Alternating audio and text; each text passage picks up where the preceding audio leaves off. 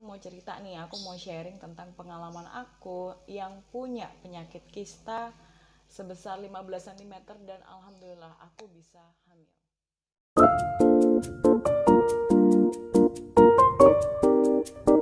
Hai semuanya, assalamualaikum warahmatullahi wabarakatuh. Terima kasih banyak yang udah mampir di channel aku.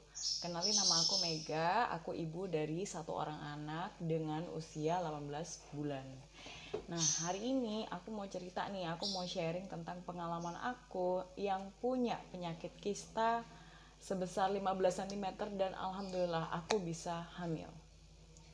Nah, ceritanya dimulai dari waktu aku ngetes kehamilan dan aku tahu aku hamil. Happy dong, happy banget.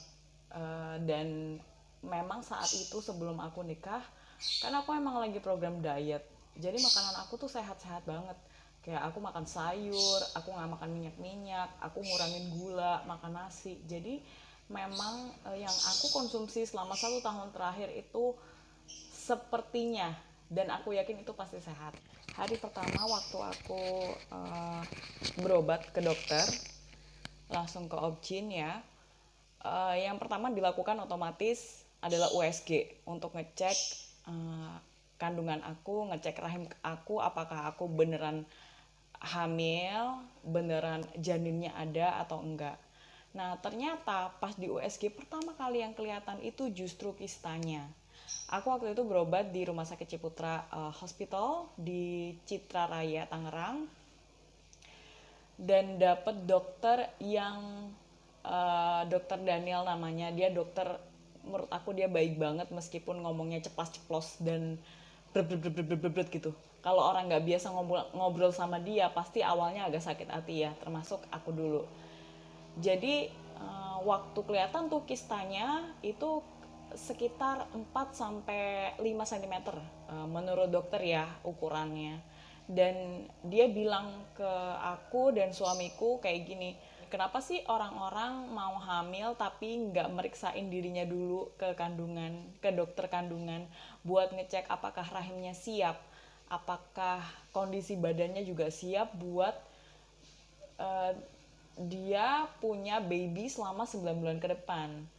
Nah, pada saat itu menurut aku kayaknya belum banyak deh yang terbiasa kalau mau hamil harus ke objin dulu. Biasanya kan orang ke objin kalau dia udah hamil kan buat cek kondisi janinnya. Nah, ini tapi apa yang dikatakan dokter itu harusnya sebaliknya. Kita harus periksa dulu baru oke, kita bikin anak nih gitu kasarannya. Nah, dokter waktu itu bilang, ini belum kelihatan kista ini jinak atau ganas, tapi dia cuman bilang kita berdoa aja bu, semoga bayi yang ada di dalam kandunganku itu lebih kuat daripada si kista. Karena khawatir kistanya akan membesar, kalau kata dokter nih ya, kalau aku nggak salah, kalau nggak salah, dokter bilang apabila kistanya makin membesar seiring dengan pertumbuhan janin, maka opsi terpahitnya adalah janinnya akan kalah, which is aku akan keguguran. Itu sedih banget, itu part tersedih karena harus memilih, misalkan si kista ini membesar kemudian dipecah, dia akan menjadi racun buat janin di rahim aku. Nah, alhamdulillah aku karena ikut asuransi jadi aku usahain untuk cek kandungan setiap bulan. Dan sekitar bulan kelima atau keenam si kista ini udah mulai nggak kelihatan. Dokter sih ngiranya oh kayaknya kayaknya kistanya ini mengecil, berarti janinnya kuat, alhamdulillah. Pas udah dicek nggak kelihatan, terus cek-cek setiap bulan sampai 9 bulan, kemudian aku melakukan persalinan dengan cara sesar, dan itu sama dokter onkologi. Jadi kayaknya aku nggak terlalu paham soal medis ya, tapi kayaknya ini dokter yang menangani operasi organ dalam, kayak misalkan ada kanker atau tumor, kayaknya si dokter ini nih yang yang melakukan operasi itu. Jadi waktu itu aku operasi, kalau bayinya sih alhamdulillah cepet banget. Ayana keluar itu sekitar setengah jam. saat operasi dia udah keluar, alhamdulillah bayiku sehat. Lalu operasi yang kedua sekitar 3 jam karena aku kayaknya baru nyampe di kamar aku, di ruang rawatnya sekitar mungkin 3,5 jam. Jadi aku masuk 5:30, terus aku baru masuk ke kamar itu sekitar jam 9 apa setengah 10 gitu. Jadi cukup lama untuk melakukan operasi pengangkatan kista karena posisi kistanya ada di sini.